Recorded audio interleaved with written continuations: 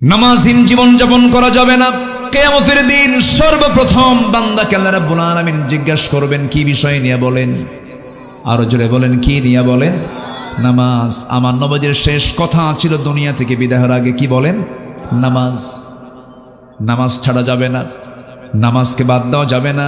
আল্লাহ রাব্বুল আলামিন সুন্দর করে বলছেন, যারা নামাজকে অবহেলা করবে, নামাজ নিয়ে যারা অবহেলা প্রদর্শন করবে তাদের জন্য ওয়াইল নামক দোজক আছে। আল্লাহ রাব্বুল আলামিন বলেন, যারা পারেন ঠোঁট মিলে আমার সঙ্গে ঠোঁট মিলায় বলুন, ফাওয়াইলুল লিল মুসাল্লিন আল্লাযীনা হুম আন সালাতিহিম সাহুন আল্লাযীনা হুম ইউরাউনা ওয়া ইয়ামনাউনাল মাউন। জোরে বলুন আল্লাহু আকবার। ওই সমস্ত লোকের জন্য ওয়াইল, ওই সমস্ত লোকের জন্য জাহান্নাম, যারা লোক দেখানো নামাজ পড়ে, নামাজও পড়ে কিন্তু লোক দেখানো নামাজ পড়ে, অবহেলা করে নামাজ পড়ে, তাদের জন্য জাহান্নাম। নামাজ যার নাই তার তেমনি জাহান্নাম। কি ঠিক আছে না? যারা লোক দেখানো নামাজ পড়ে তাদের জন্য কি? জাহান্নাম। যারা অবহেলা করে নামাজ পড়ে তাদের জন্য কি? জাহান্নাম। আর যারা নামাজ না পড়ে জান্নাতি। নামাজ পড়েও জাহান্নামে যাবে, আর নামাজ না পড়লে কই যাবে? সেখানে কোনো প্রশ্নই নাই। কোরআনকে প্রশ্ন করুন, কোরআন বলো জাহান্নামে যাওয়ার কারণগুলো কি কি?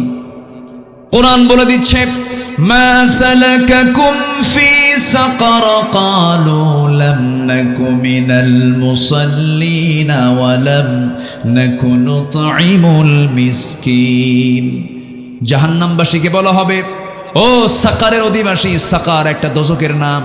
দোজকের নাম মোট কয়টা বলেন? বলেন কয়টা? 7টা। মোট 7টা দোজক, এর মধ্যে সাকার নামক একটা দোজক। সাকারের অধিবাসীকে বলা হবে, ও সাকারের অধিবাসী, আজকে তোমরা সাকারে কেন, দোজকে কেন? তারা বলবে 4টা কাজ করে আসি নাই। কয়টা কাজ শুনবেন? আগ্রহ আছে? নাম্বার 1 হলো নামাজ। আজান শুনেছি খুব সুন্দর করে, মুয়াজ্জিন আজান দিয়েছে, আজান শুনেছি, মসজিদে যাই নাই, নামাজে আদায় হয় নাই, নামাজে হাজির হই নাই, আজকে সেই জন্য আজকে আমরা সাকার নামক দোজকে। তাহলে চিন্তা করে দেখুন, জাহান্নামে যাবার 1 নাম্বার কারণ হলো কি? ছেড়ে দেওয়া। বলেন নামাজ ছেড়ে দেওয়া। তাহলে আজকে আমার দেশে সবচেয়ে বড় অপরাধ কি হচ্ছে বলেন? কি ছেড়ে দেওয়া? নামাজ ছেড়ে দেওয়া। এই অপরাধটা বড়, সবচেয়ে বড় অপরাধ। এই চিন্তা কারো নাই, এই চিন্তা নিয়ে কেউ কথা বলে না।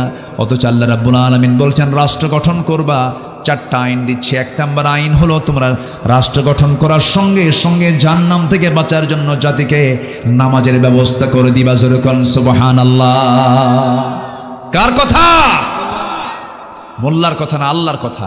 ইম্মাক্কান্নাহুম ফিল আরদি আকামুস সালাহ ওয়া আতাউয যাকাহ ওয়া আমারু বিল মা'রুফ ওয়া নাহাউ আনিল মুনকার ওয়া লিল্লাহি আকিবাতুল উমুর। জোরে বলি আল্লাহু আকবার।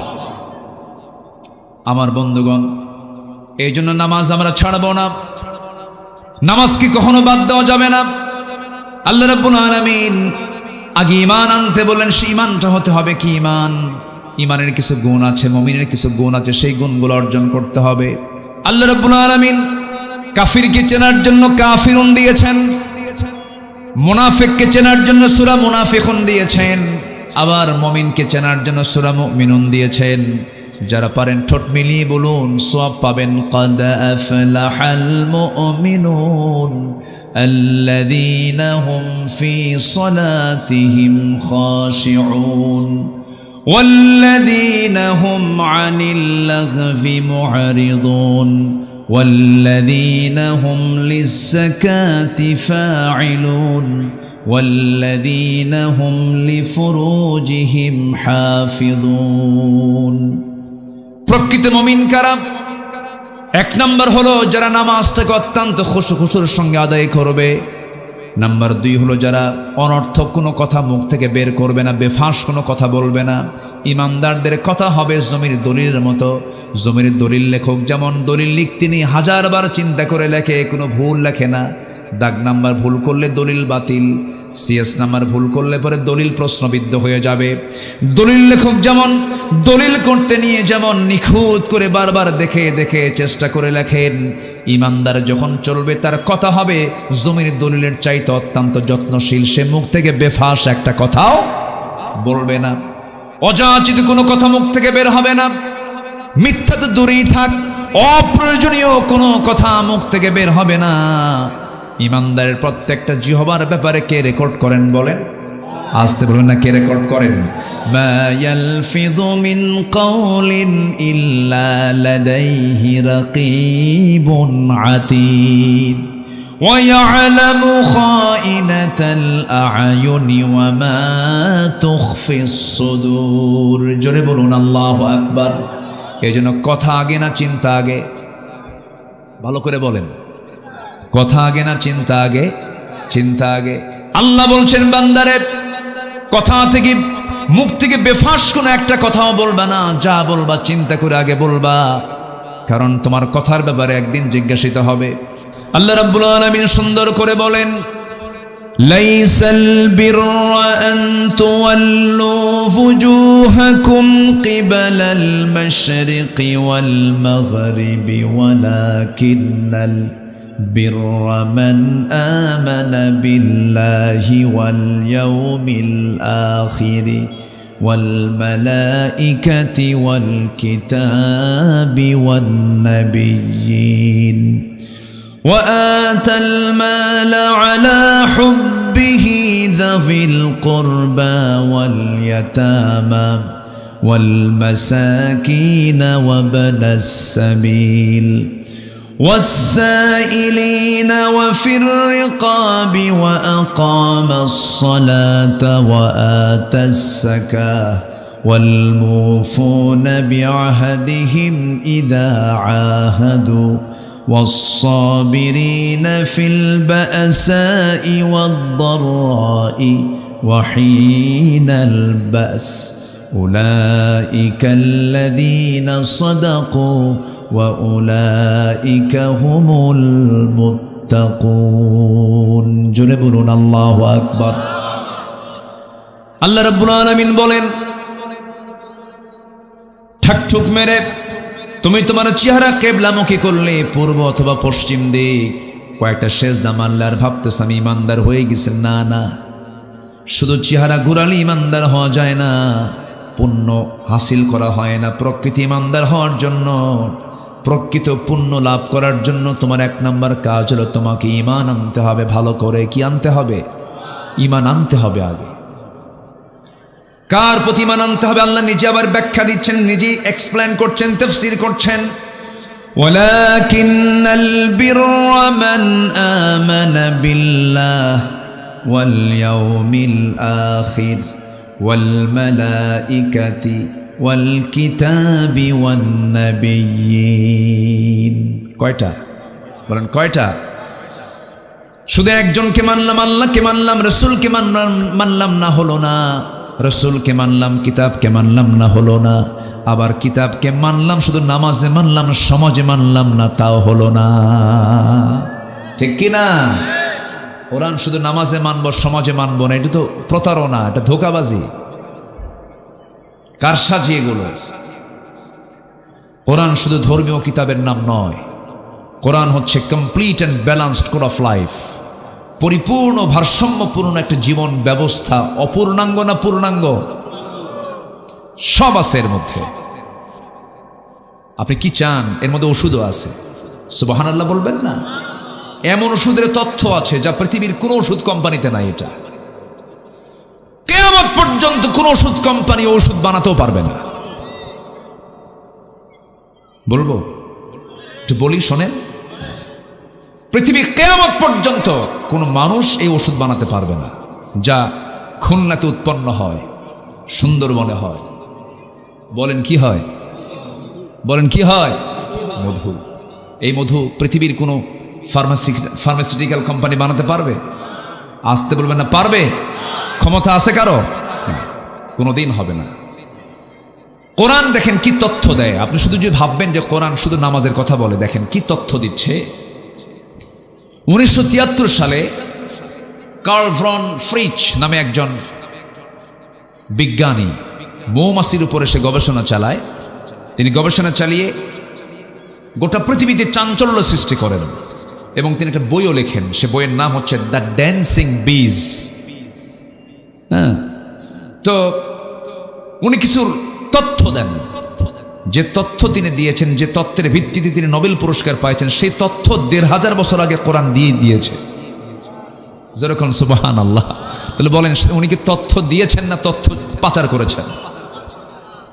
তথ্য নিয়েছেন, এখান থেকে তথ্য নিয়েছেন, কোরআন থেকে নিয়েছেন।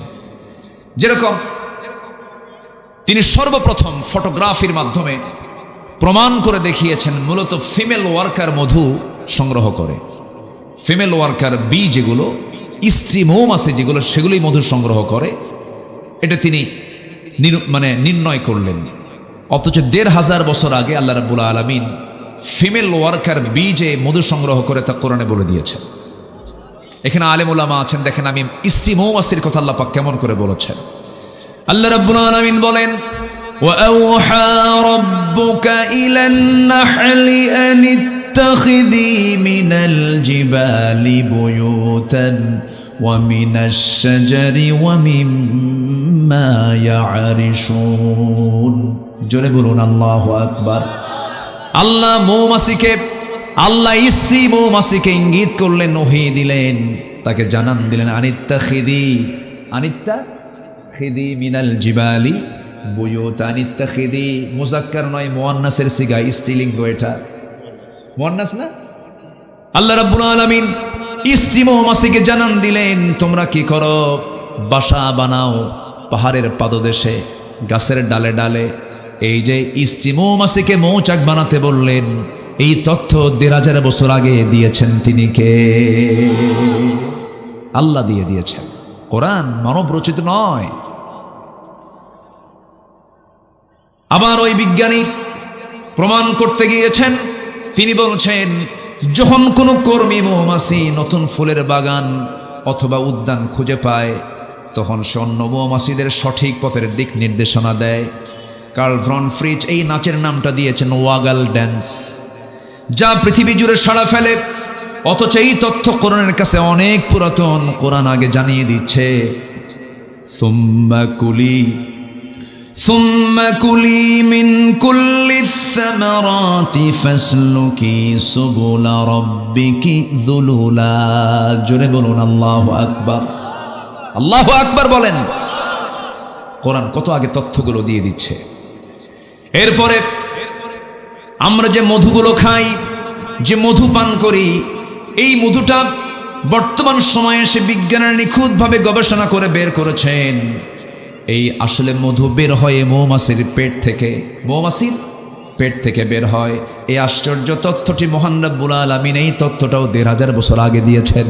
ইয়াখরুজু মিন বুতুনিহা, আছে না, يخرج من بطونها شراب مختلف ألوانه فيه شفاء للناس إن في ذلك لآية لقوم يتفكرون। জোরে বলুন আল্লাহু আকবার। আল্লাহ বলেন তার পেট থেকে এমন পানীয় বের হয় যা রং ভিন্ন ভিন্ন যাতে রয়েছে মানুষের জন্য সমস্ত রোগের নিরাময়। নিঃসন্দেহে এতে নিদর্শন রয়েছে সেই কওমের জন্য যারা চিন্তা ফিকির করে। জোরে বলি সুবহানাল্লাহ। সম্মানিত ভাইয়েরা, সম্মানিত বন্ধুগণ, সুন্দরবন কাছে তো টের পান না। এই সুন্দরবনের যে মধু আর আমার আপনার ঘরের পাশে যে মধু, দিন রাত তফাৎ, কিন্তু ওটা ফ্রেশ বেশি, ওটা আরো বেশি কার্যকরী।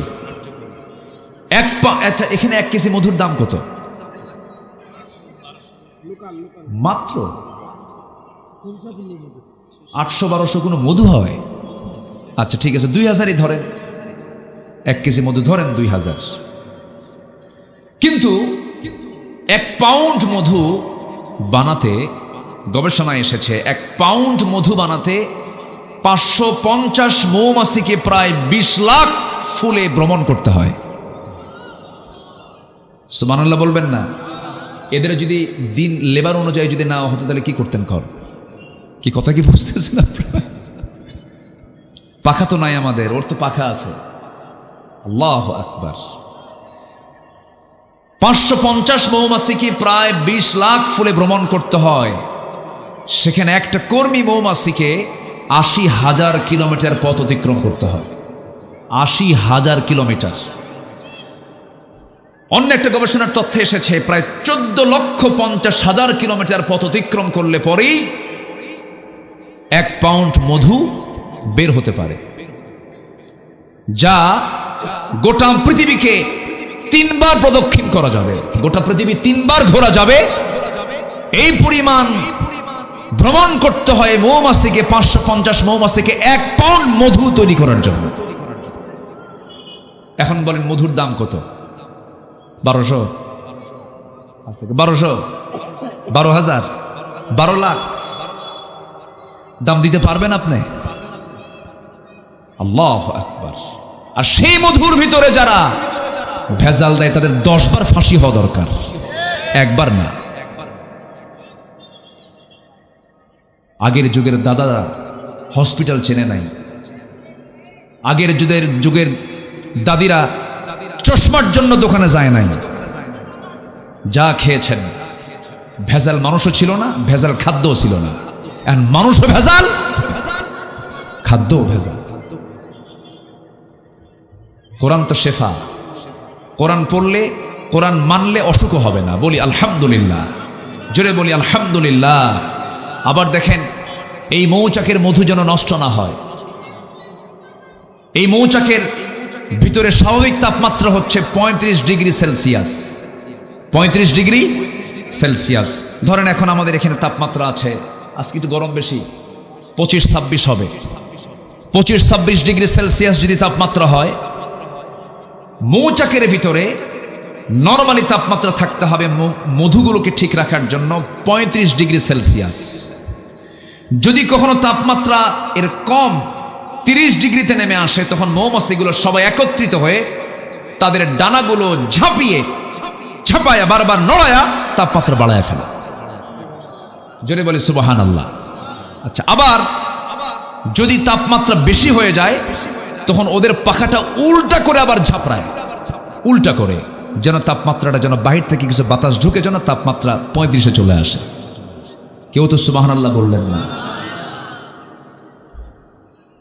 সব তথ্য কোথায় আছে বলেন তো? বলেন কোন কোথায় আছে? কোথায় আছে? এই তো প্রাণী গেল, আকাশ নিয়ে আল্লাহ রাব্বুল আলামিন কথা বলেছেন। আমি কাতার থেকে বছর 2 আগে আসতেছিলাম, দোহা থেকে আমি ঢাকা আসতেছি। তো কাতার এয়ারওয়েজে আমি বিমানে উঠি, এরকম মনে হয়নি কখনো। দিনের বেলা, দুপুরবেলা 11টার দিকে বিমান আমার, তখন আকাশে আমি নিচের দিকে মেঘমালার দিকে তাকালাম। যতদূর চোখ যায় শুধু মেঘের বিশাল স্তর। তো ভাবলাম যে বিশাল এই যে মেঘমালার কি ওজন আছে নাকি? আমি জানতাম না। ওরে, এটা আবার কি? এটা কি ক্রিকেট খেলতেছে নাকি?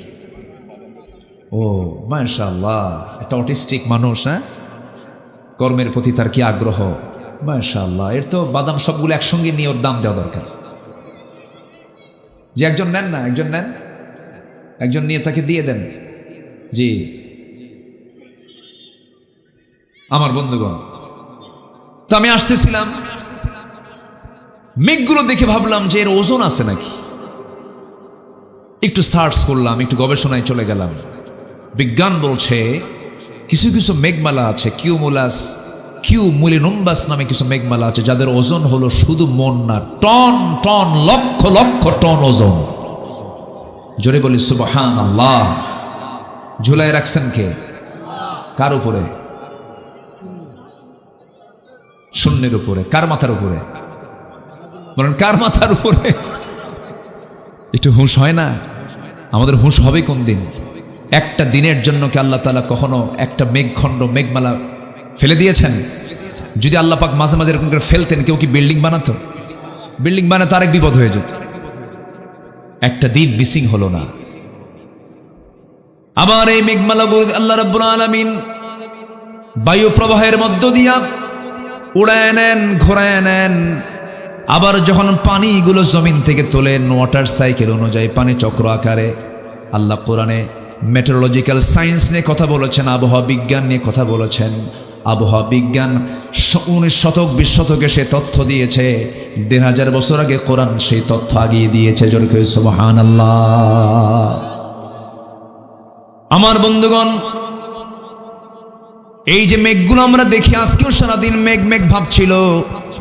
এই যে মেঘ জমিন থেকে আল্লাহ রাব্বুল আলামিন তুলে নিয়েছেন, তুলে নেন ওয়াটার সাইকেলের মধ্য দিয়া, পানি চক্রের মধ্য দিয়া। আমার আপনার বাড়ির সামনের ময়লা পানিগুলোকে ফিল্টারিং করে, সমুদ্রের লবণ পানিকে ফিল্টারিং করে লবণগুলো রেখে দিয়া মিঠা পানি আকাশে উঠায় নেন। সেই পানি আকাশে উঠায় নেওয়ার পরিমাণ এক বছরে প্রায় 513 ট্রিলিয়ন টন। জোরে কোন সুবহানাল্লাহ।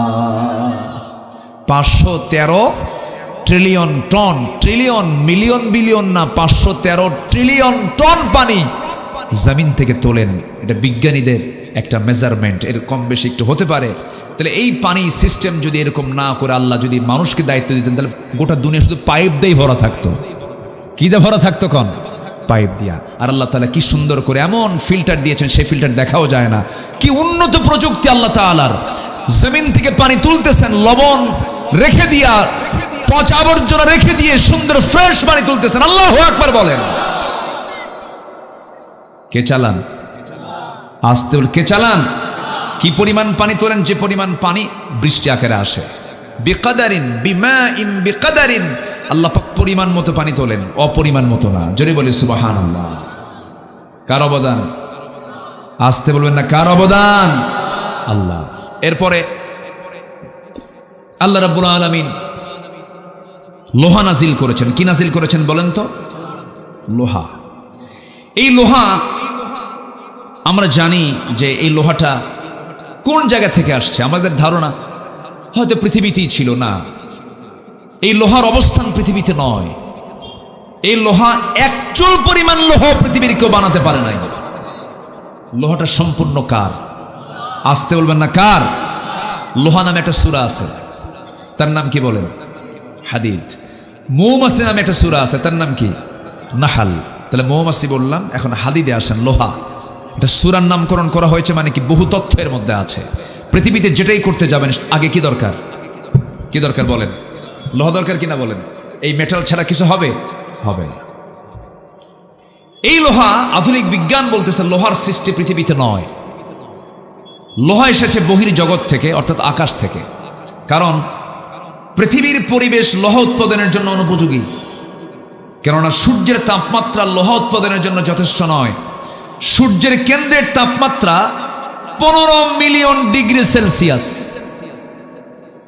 সূর্যের কেন্দ্রের তাপমাত্রা, সূর্যের যে সেন্টার, সেই কেন্দ্রের তাপমাত্রা হচ্ছে 15 মিলিয়ন ডিগ্রি সেলসিয়াস। সূর্য।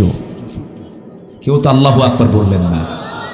মানুষের কি ক্ষমতা আছে সূর্যের কাছে যাওয়ার? ক্ষমতা আছে? আচ্ছা।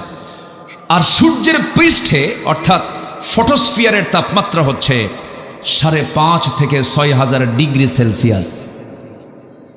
অথচ লোহা উৎপাদনের জন্য আনুমানিক দরকার হচ্ছে 5 বিলিয়ন ডিগ্রি সেলসিয়াস। লোহা উৎপাদন করতে গেলে যে তাপমাত্রা লাগবে, সে তাপমাত্রার পরিমাণ হলো 5 বিলিয়ন ডিগ্রি সেলসিয়াস। বিজ্ঞানীদের ধারণা, কোন সুপারনোভা থেকে বিস্ফোরণ হয়ে এই লোহা এই দুনিয়ায় তার আগমন ঘটতে পারে। মহান রাব্বুল আলামিন আজ থেকে 1500 বছর আগে লোহা যে নাজিল করেছেন তা জানিয়ে দিয়েছেন। সুবহানাল্লাহ বলবেন না? আল্লাহ রাব্বুল আলামিন বলেন, وَأَنزَلْنَا الْحَدِيدَ فِيهِ بَأْسٌ شَدِيدٌ وَمَنَافِعُ لِلنَّاسِ। সূরাতুল হাদিদ আয়াত নাম্বার 25। আল্লাহ রাব্বুল আলামিন বলছেন, আমি লোহাটা আকাশ থেকে নাজিল করেছি। জোরে বলি সুবহানাল্লাহ। তাতে রয়েছে ফিহি বাসুন শাদীদ, তাতে রয়েছে প্রচন্ড শক্তি। ওয়া মানাফিউ লিন-নাস, এবং মানুষের জন্য অনেক উপকার। উপকার আছে না নাই? আবার এই লোহা দিয়ে যদি আকাম কুকামও করে তারও সুযোগ আছে না নাই? আসতে বলবেন না, আছে না নাই?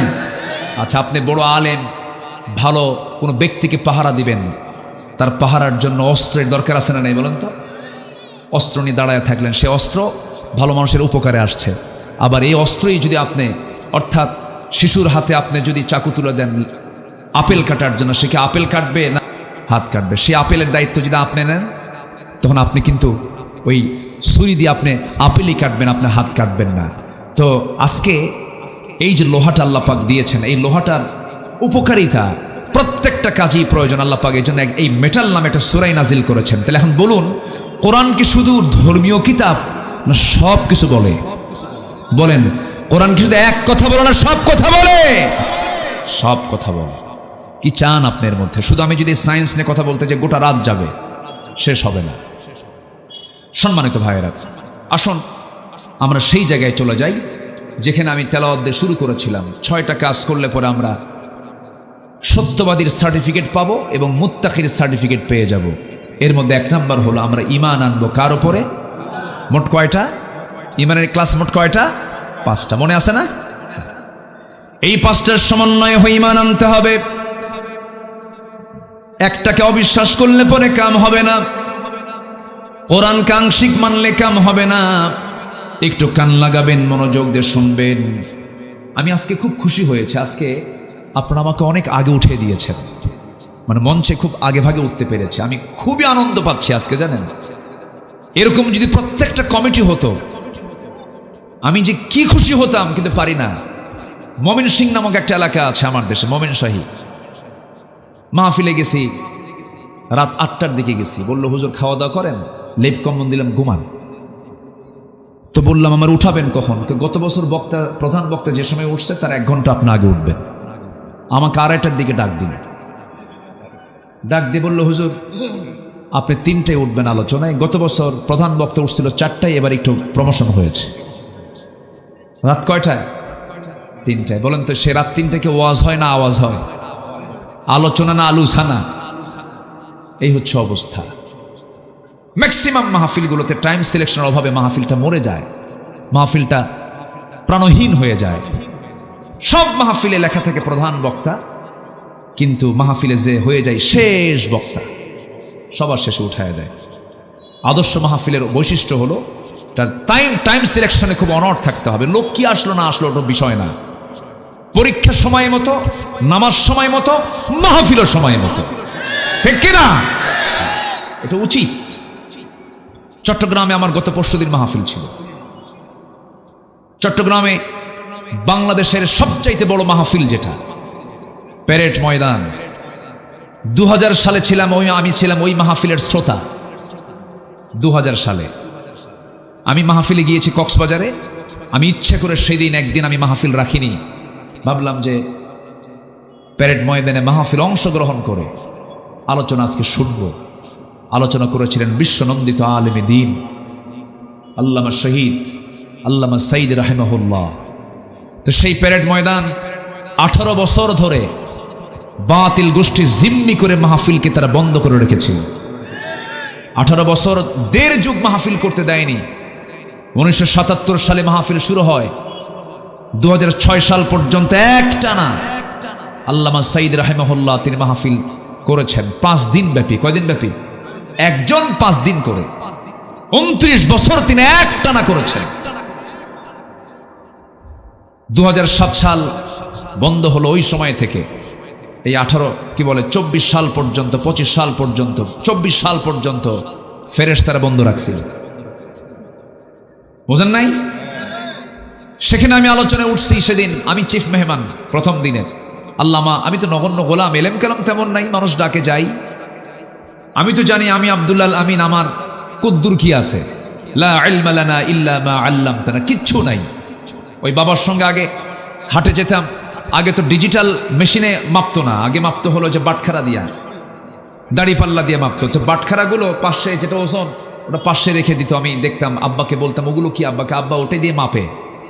সবচেয়ে বেশি ওজন যেটা 5 কেজি নিচে, তার উপরে 2 কেজি, তার উপরে 1000 গ্রাম, তার উপরে 500 গ্রাম, তার উপরে 200 গ্রাম, তার উপরে 100 গ্রাম, তার উপরে 50 গ্রাম, এর উপরে 25 গ্রাম, এর উপরে 20 গ্রাম, এর উপরে 10 গ্রাম। আমি হলাম সেই 10 গ্রাম। বুঝেন নাই? 10 গ্রাম সবার উপরে থাকে, কিন্তু ওজন টোজন তেমন নাই। মানুষ ডাকে যাই। সেখানে আমি আলোচনায় উঠেছি কয়টা? 8:30টায়। 8:30টায় চিফ মেহমান। 8:30টায় আলোচনা উঠছি। জাস্ট 9:30 থেকে 9:40 মাহফিল শেষ।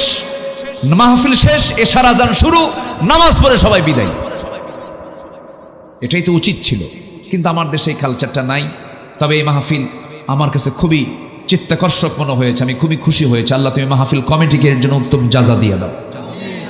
জোরে বলি আল্লাহুম্মা আমিন। আমি কি আলোচনা চালাবো? জোরে বলি ইনশাআল্লাহ। তাহলে ঈমান আনবো কার উপরে? মোট কয়টা বিষয়ে? 5 বিষয়। ব্যাখ্যামূলক দিতে পারবো না, এক রাত তো। এই ঈমানের উপরে যদি আমি আলোচনা চালাই 2 ঘন্টা পার হবে। জাস্ট আমরা জানি আল্লাহ, পরকাল, ফেরেশতা, কিতাব, নবী সব মিলে ঈমান। এর মধ্যে একটা বাদ দিলে ঈমান থাকবে না। আমার বন্ধুগণ, ঈমান তো আমরা ঠিকই আনলাম, কিন্তু ঈমানের ফলাফল হলো আমার দেশের মানুষ মাত্র 5% নামাজ পড়ে। 95% মুসলমানের নামাজের কোনো খবর নাই। এর জন্য কিছু দরবারও দায়ী আছে। আমার দেশে বহু দরবার আছে যে দরবারের মুরিদ হলে নামাজ লাগে না। আছে কিন্তু, আছে না নাই? পানির তলে মোমবাতি বাও বাতাসে নেভে না, বাবার নামে হালকা দিলে ওযু গোসল লাগে না। আছে? বললাম মুন্সি নামাজ পড়ে, মারিফত তো বোঝে না, বাবার নামে হালকা দিলে সতর ঢাকন লাগে না। সতরও নাই, গোসলও নাই, ওযু নাই, ওটিকে মানুষ না জানোয়ার? এরকম কিন্তু বহু আছে। খান জাহান আলী রহমতুল্লাহের কবরে বাগেরহাট যাচ্ছিলাম, সেই পিরোজপুর যাচ্ছিলাম, মোড়েলগঞ্জ সামনে পেলাম, ভাবলাম যাই একটু ভিতরে যাই। দরজার মোড়ে দেখি এক মোসারু দাঁড়ায় আছে। মোসারু এরকম মানে মোটা 3 ইঞ্চি মোটা মোষ, হাইব্রিড জাতের মোষ, হাইব্রিড একদম মোটা মোষ, মানে শয়তান দেখতে ওই রকমই, চোখ লাল টকটকা। তাহলে কি খাইছে কন্ত? বোঝাই তো যায়, ওটা গাঁজা কয় না, কয় সিদ্ধি। আবার কেউ কেউ এটা নাকি বেহেশত থেকে আসছে, বেহেশতের গাছগুলো। এটা কত বড় শয়তান এগুলো। তা আমি ওই জুতাটা হাতে নিয়ে ভিতরে ঢুকতেছি, জুতা নিয়ে ঢুকতেছি হাতে নিয়ে, কারণ জুতা তো আমার দেশে চুরি হয় না নাকি? আসতে কয়, যদি চুরি হয় কি না বলেন? মসজিদে আমি আগে না জুতা আগে? বলেন, জুতা আগে না রাখলে তো নামাজই হবে না আপনার। বিশাল টেনশন। জুতা পিছনে রাখলেই টেনশন। আপনি তসবিহ পড়তে নিয়ে ভাববেন জুতা আছে তো, সামনে রাখলে আর মোটামুটি জুতার দিকে একবার নজর দিবেন, সেজদার দিকে একবার নজর দিবেন। এই হলো মসজিদের সিকিউরিটি। পৃথিবীতে একটা মাত্র দেশেই জুতা চুরি হয়, তার নাম কোন দেশ বলেন? বাংলাদেশ। মানে পায়ের তলার জিনিসও থাকে না। আমরা কোথায় আছি? তো আমি জুতা হাতে নিয়ে আসতেছি, বলতেছে যে আপনি জুতা নিয়ে ঢুকতেছেন কেন? আপনি জানেন না এটা পাক দরবার শরীফ? বললাম যে জুতা যে রাখবো, জুতা যদি চুরি হয়ে যায়, চুরি হয়ে যাওয়ার চিন্তা করে আপনি দরবার নষ্ট করবেন আপনি? আমি বললাম তো আমি তো রসুলের দরবারেও গেছি, আমি নবীজির মাকবারা জিয়ারা করেছি, জুতা হাতে নিয়ে করেছি বেটা। তা আমার দিকে চোখ বড় করে তাকায় আছে। সম্মানিত ভাইয়েরা, আমার দেশে অধিকাংশ মাজারগুলোতে শয়তান বসে থাকে। শয়তান সময় এসেছে এখন 1.5 হাত লাঠি দিয়ে পিটায়া হাত পা ভেঙে গুঁড়ো করে দেওয়া দরকার বেদবদের। নামাজ নাই তো এদের, নামাজও পড়ে না, সেজদা দেয় মাজারে গিয়ে। এই মস্তক কার জন্য? আসতে বলবেন, এই মস্তকটা কার জন্য? এই মস্তক শুধুমাত্র একজনকে দেওয়া যাবে। তিনি কে? তিনি কে? কাউকে দেওয়া যাবে তাকে ছাড়া? দিলে কি জান্নাত না জাহান্নাম? মাথা নিচু করা জায়েজ? এই মাথা নিচু মানে রুকু। রুকু করব কাকে? ওয়ারকাউ মা'আর রাকিঈন।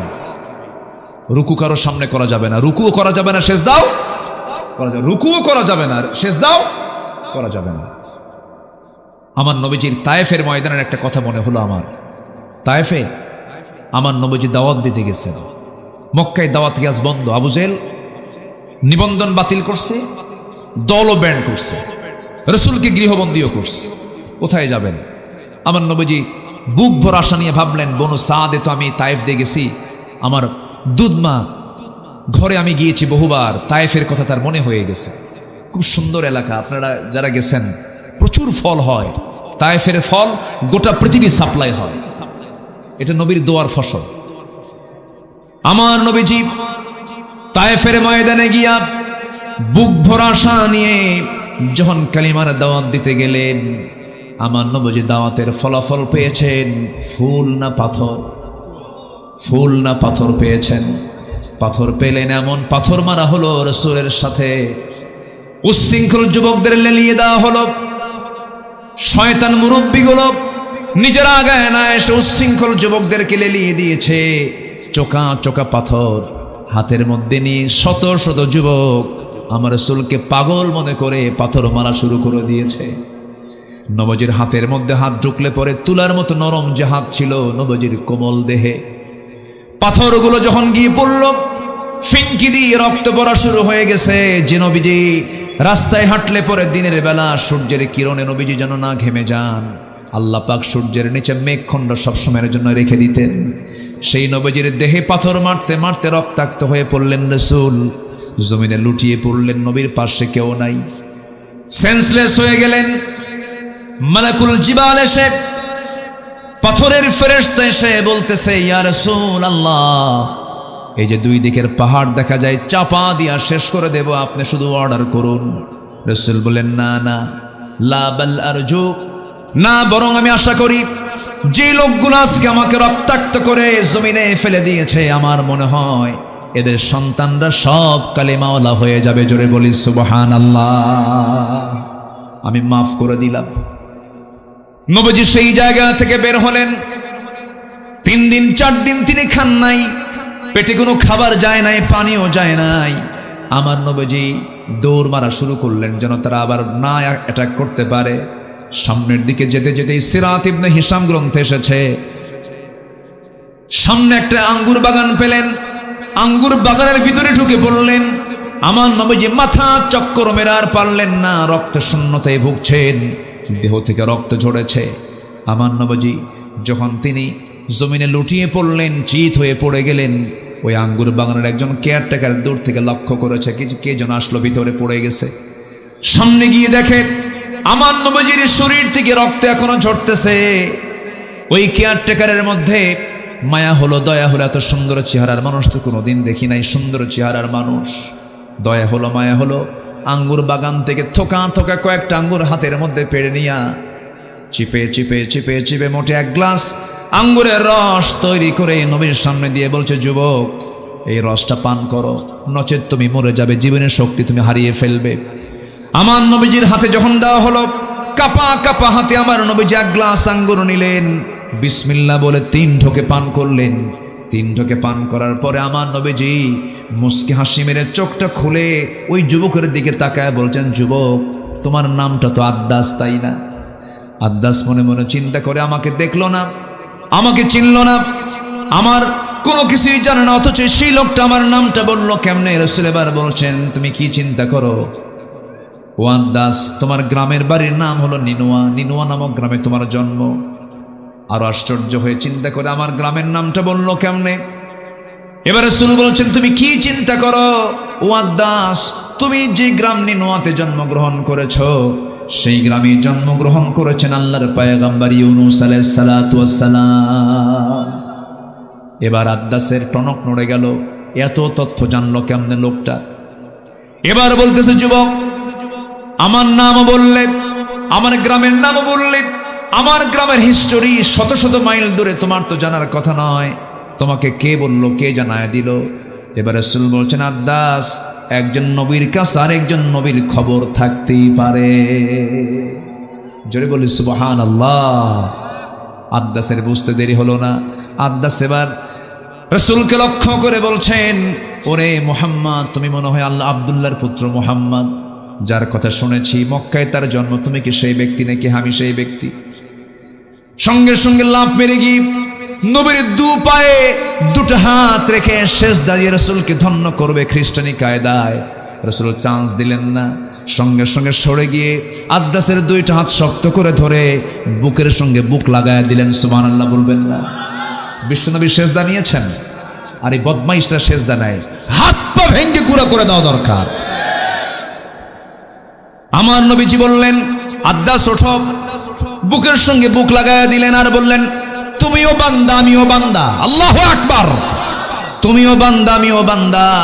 আমার কাছে ওহী আসে আর তোমার কাছে ওহী আসে না। ইন্নামা আনা বাশারুম মিসলুকুম ইউহা ইলাইয়া আন্নামা ইলাহুকুম ইলাহুন ওয়াহিদ। আমার কাছে ওহী আসে, তোমার কাছে ওহী আসে না। যখন রাসূল তাকে বুকের সঙ্গে জড়িয়ে ধরলেন, আদ্দাস বলছে, আপনি আল্লাহর নবী, বিন্দু পরিমাণ কোনো সন্দেহ নাই। জোরে বলে সুবহানাল্লাহ। আমার ভাইরা, এই জন্য ঈমান এনেছি আমরা। কোনো শিরকির কাছে যাওয়া যাবে না, বেদাতের কাছে যাওয়া যাবে না, কোনো কুফরি হালতের পরিবেশে যাওয়া যাবে না। ঈমানকে ফ্রেশ রাখতে হবে, নামাজ ঈমানদার হতে হবে। আমার দেশে নামাজ ঈমানদার বেশি না বেনামাজ ঈমানদার বেশি? বেনামাজি ঈমানদার, কিন্তু ঠিক আছে, বেনামাজি ঈমানদার না। কেমনে কি বলবো বলেন, বলাই তো মুশকিল। বেনামাজি ঈমানদার নাকি? জটিল ব্যাপার না হুজুর?